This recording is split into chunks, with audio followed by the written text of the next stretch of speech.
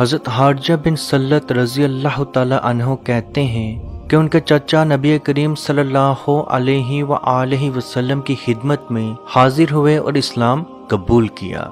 پھر جب واپس جانے لگے تو ان کا گزر ایک بستی سے ہوا جہاں لوگوں نے ایک پاگل کو زنجیروں سے پکڑ رکھا تھا۔ اس کے گھر والوں نے کہا، ہم نے سنا ہے کہ تمہارا نبی خیر اور بھلائی لے کے آیا ہے، کیا تم اس مجنوں کا علاج کر سکتے ہو؟ تو انہوں نے بولا کہ ہاں۔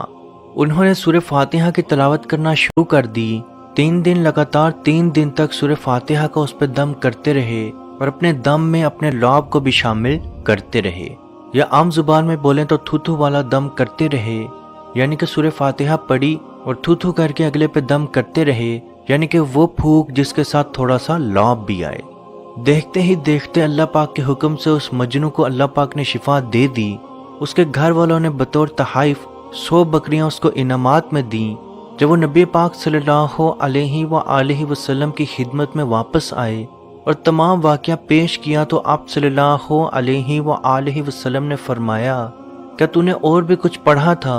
تو انہوں نے کہا نہیں۔ تو آپ صلی اللہ علیہ وآلہ وسلم نے فرمایا، تو نے حق دم کیا اور یہ بکریاں قبول کر۔ لوگ تو ناجائز دم کر کے بھی لوگوں کا مال بٹور لیتے ہیں۔ تو عزیز دوستو، ایسا جادو جس کی وجہ سے کسی انسان کا دماغ روک لیا جائے یا کسی انسان کو پاگل کر دیا جائے، اس جادو کو سحر جنون بھی کہا جاتا ہے، یعنی پاگل کر دینے والا جادو یا دماغ کو جکڑ دینے والا جادو۔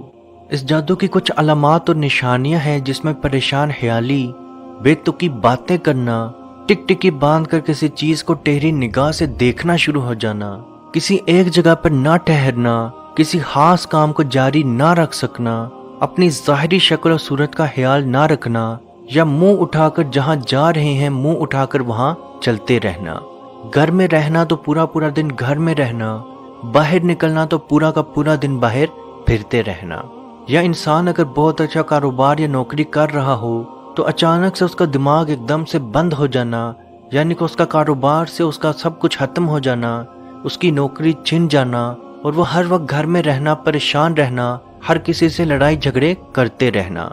اب یہ جادو کیسے کیا جاتا ہے یا جادو کیوں کیا جاتا ہے؟ تو جب بھی کوئی انسان دوسرے انسان کو بہت زیادہ کامیاب، بہت زیادہ خوش دیکھتا ہے تو اسے حسد کرنا شروع کرتا ہے، اور اسی حسد کی وجہ سے وہ جادوگر کے پاس جاتا ہے اور اس کو کہتا ہے کہ اس کا دماغ باندھ دو۔ تو جادوگر ایک جن کی ڈیوٹی لگا دیتا ہے اور وہ سب سے پہلے اس شخص کے اندر داخل ہو جاتا ہے۔ حدیث میں ایسے اوقات بتائے گئے ہیں جن اوقات میں جن بآسانی آپ کے اندر داخل ہو سکتا ہے۔ آپ نے جتنے مرضی وظائف، جتنے مرضی عمل کیوں نہ کیے ہوں، جن یا جنات بآسانی اس وقت آپ کے اندر داخل ہو سکتا ہے۔ غلط شہبت، کسی بھی غلط شہبت میں جب انسان ہو تو جن بآسانی اس کے اندر داخل ہو سکتا ہے۔ غصے کی حالت میں انسان جب بھی غصے کی حالت میں ہو تو جنات یا جن بڑی آسانی سے آپ کے اندر داخل ہو سکتا ہے۔ ڈر لگنا، اچانک ڈر لگنا یا سہم جانا، یعنی انسان کو جب بھی ڈر لگنا محسوس ہو یا انسان ڈر جائے تو جن بآسانی اس وقت انسان کے اندر داخل ہو سکتا ہے۔ حدیث میں آتا ہے کہ انسان نے جتنے مرضی اذکار کیوں نہ کیے ہوں، جن اس وقت آپ کے اندر داخل ہو سکتا ہے۔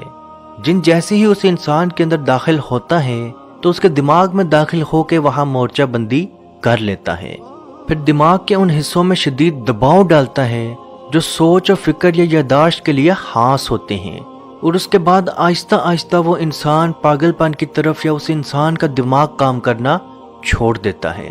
اس انسان کو حد سے زیادہ شدید سر میں درد محسوس ہوتا ہے، کچھ کام کرنا چاہتا ہے لیکن اچانک سے بھول جاتا ہے، کوئی چیز کہیں رکھی بھول گیا، کچھ کام کرنا تھا بھول گیا، کچھ کام کر لیا کرنے کے بعد بھول گیا۔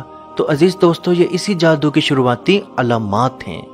اب اس جادو کا علاج کیسے کیا جائے؟ تو سب سے پہلی بات یاد رکھیں، اس جادو کا علاج کرتے ہوئے جن بھی ظاہر ہو سکتا ہے، اور اس میں گھبرانے یا پریشانی والی کوئی بات نہیں۔ آپ اس جن سے ڈائریکٹ بات کریں، سب سے پہلے اس کا نام پوچھیں، اس کا دین پوچھیں، اور اس کو راضی کرنے کی کوشش کریں کہ اس انسان کے جسم سے نکل جائے۔